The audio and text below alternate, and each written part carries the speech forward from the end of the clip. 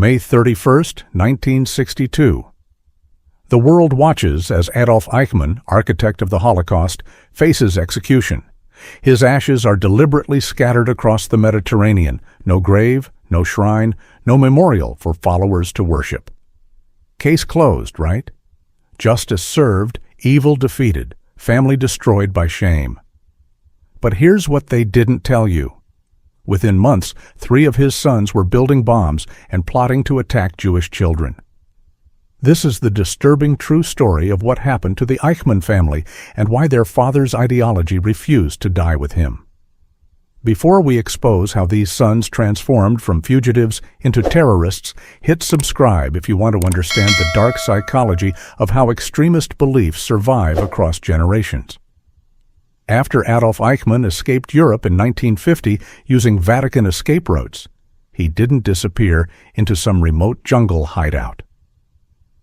The man responsible for coordinating the deportation of millions got a job at Mercedes-Benz in Buenos Aires. Think about that for a second. He worked at one of the world's most recognizable companies.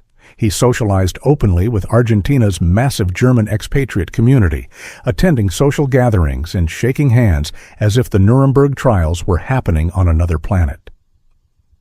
By mid-1952, Eichmann felt so secure that he brought his wife Vera and their 4 sons to join him. The family settled into a surprisingly comfortable middle-class life in suburban Buenos Aires. But here's where it gets truly unbelievable. Despite Adolf Eichmann being perhaps the most wanted war criminal still breathing, his children attended local schools under their actual surname. Not the alias Clement that their father used. They used Eichmann. They introduced themselves to teachers, made friends, played sports, all while carrying the name Israeli intelligence was desperately searching for. For an entire decade, this worked. The family lived openly, protected by a network of Nazi sympathizers who had also fled to South America, and by an Argentine government that deliberately looked the other way when it came to German immigrants with questionable past. The boys grew up watching their father receive respect and admiration from the community around them.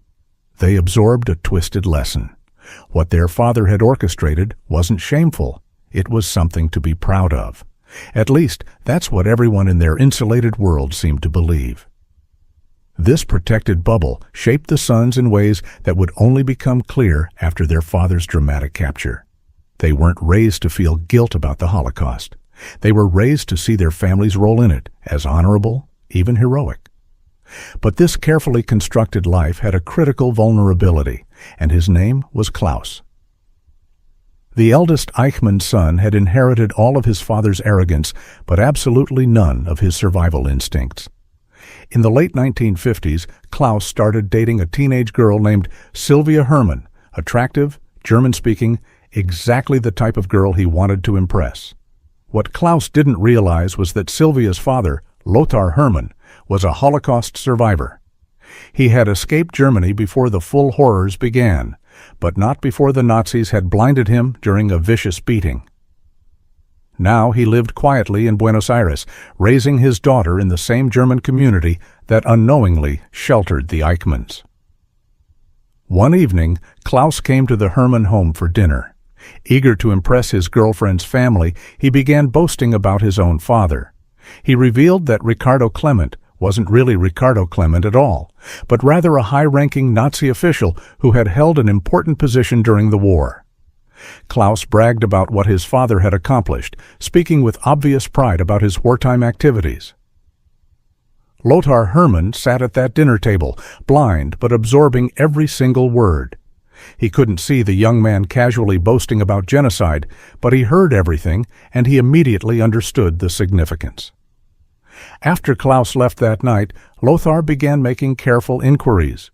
He contacted Israeli intelligence and shared what he had learned. The son's arrogance at a dinner table trying to impress a girl would cost his father everything. Mossad took the tip seriously, but moved with extreme caution. For months, agents conducted surveillance on the man, calling himself Ricardo Clement, observing his routines, his habits, his family interactions. But they needed absolute confirmation before acting. Kidnapping the wrong person would trigger a diplomatic catastrophe. The confirmation came on March 21, 1960. That evening, surveillance agents observed Clement arriving home carrying something unexpected, a bouquet of flowers. He handed them to his wife at the door, a simple, almost romantic gesture. But the date was everything. It was their 25th wedding anniversary. Adolf Eichmann and Vera Liebel had married on March 21, 1935. Through one moment of tenderness, Ricardo Clement had accidentally revealed his true identity. 7 weeks later, on May 11, 1960, Mossad agents grabbed Eichmann on a dark street as he walked home from his bus stop.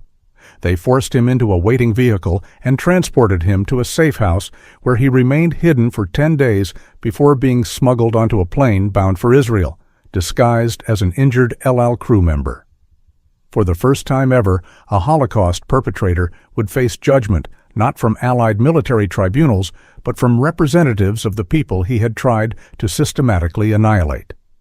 The Jerusalem trial opened in April 1961 and became something unprecedented in human history, the first major Holocaust testimony broadcast worldwide via television. Survivors who had maintained silence for nearly 2 decades took the witness stand and shared their experiences with millions of viewers across the globe. The trial stretched across 4 months. The evidence was absolutely crushing. Eichmann had managed the logistics of industrial-scale genocide with cold bureaucratic efficiency, coordinating train schedules and camp capacities as if he were operating a logistics company rather than orchestrating mass murder.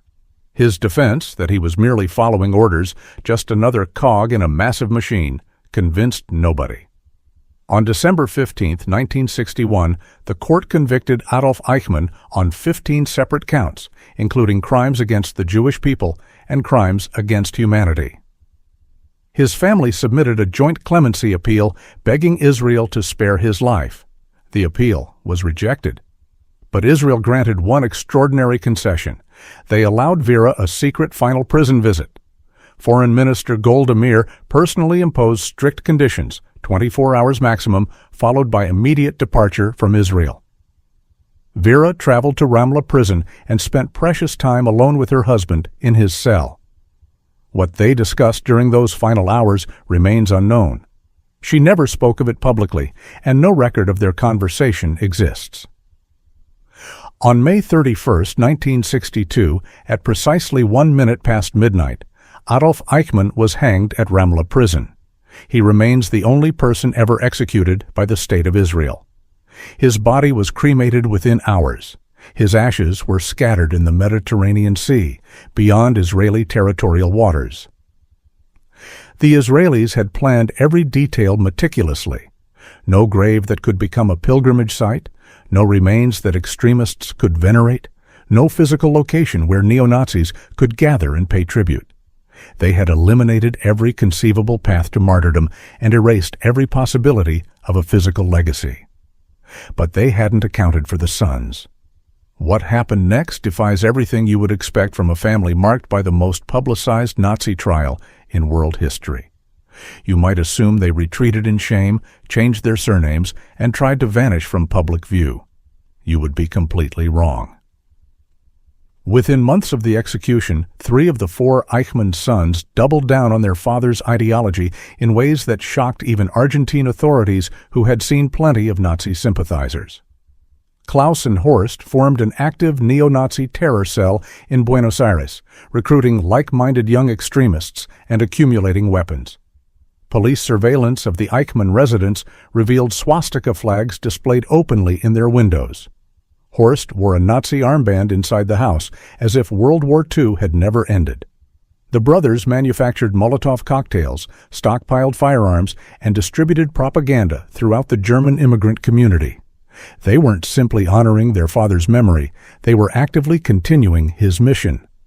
Their intended targets included Jewish institutions throughout Buenos Aires. Police reports from 1962 describe detailed plans to bomb a school bus carrying Jewish children. The sons of the man who had organized the deportation of millions to concentration camps were now plotting to murder children on their way to school. When Argentine police finally raided their headquarters, they discovered an arsenal of weapons and stacks of Nazi propaganda materials. The evidence was undeniable and deeply disturbing. Horst was convicted and served approximately 2 years in prison, a remarkably lenient sentence considering the severity of the planned attacks. Klaus was released due to what the court termed insufficient evidence, despite the weapons discovered in his residence. Neither brother ever renounced their father. Neither expressed even a hint of regret for the terror cell. They simply continued living in Argentina, aging but unchanged in their fundamental beliefs. But one son chose an entirely different path. Ricardo was only 5 years old when Mossad agents seized his father on that Buenos Aires street. He possessed virtually no real memories of Adolf Eichmann as a free man, only fragmented recollections of the trial, the execution, and the devastating aftermath. After the execution, Vera took Ricardo back to Germany. She raised him there, but she absolutely refused to discuss her husband's crimes. The entire subject was forbidden territory. Ricardo grew up knowing exactly who his father was, but receiving zero guidance on how to psychologically process that knowledge. He chose education as his path forward. Ricardo studied prehistory and archaeology at the prestigious University of Heidelberg, earned his doctorate, and built a distinguished career completely separate from his family's horrific history.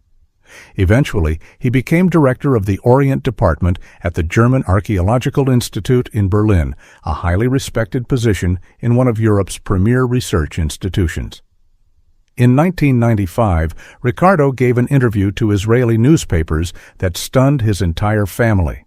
He stated publicly that he was glad the trial and sentence had occurred, and that as an adult, he maintained no connection whatsoever to his father's legacy. Of 4 sons, he was the only one to publicly condemn Adolf Eichmann.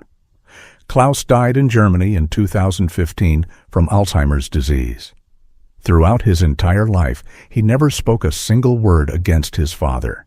He carried his extremist beliefs to the grave, completely unrepentant and fundamentally unchanged. Horst died the same year in Buenos Aires from cancer. His longtime mistress described him in interviews as a committed Nazi who insisted his father was innocent until his final breath. Even in his last years, swastika flags hung prominently in his home. He died exactly as he had lived, devoted to an ideology that had murdered millions. Dieter, the quietest middle brother, chose a different strategy than either extremism or condemnation. He chose absolute silence. As of 2018, he was reportedly still alive, living in a Buenos Aires apartment just blocks from where Mossad seized his father nearly 60 years earlier. He has never spoken publicly, never granted an interview, never confirmed or denied his beliefs about his father's crimes. Ricardo retired from the German Archaeological Institute in 2020. He lives in Germany today, geographically and psychologically far from his brothers, having constructed a life and career that had nothing whatsoever to do with his father's legacy. He proved that the Eichmann name didn't have to be a permanent curse if you were willing to completely reject everything it represented. What the Eichmann family reveals is profoundly uncomfortable. Proximity to genocide doesn't automatically produce moral reckoning or psychological transformation.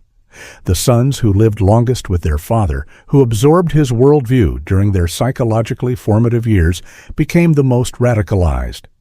They didn't reject what he represented. They amplified it.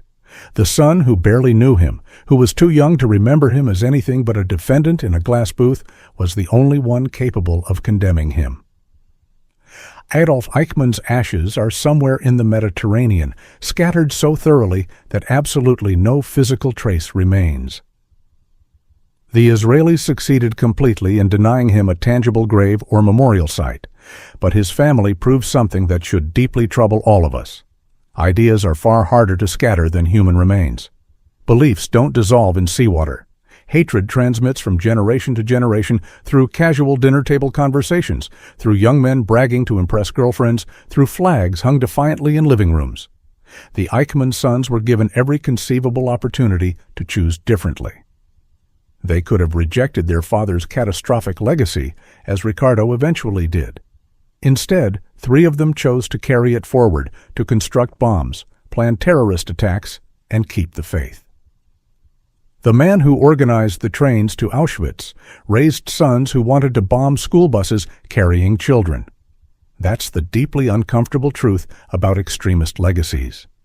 Execution doesn't end them. Scattered ashes don't prevent them.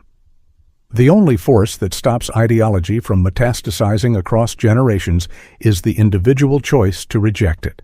And that choice is far rarer than we want to believe. If you found this deep dive into hidden history revealing, check out our other investigations into the families who shaped World War II's darkest chapters. Like this video, subscribe, and hit the notification bell so you never miss our next upload.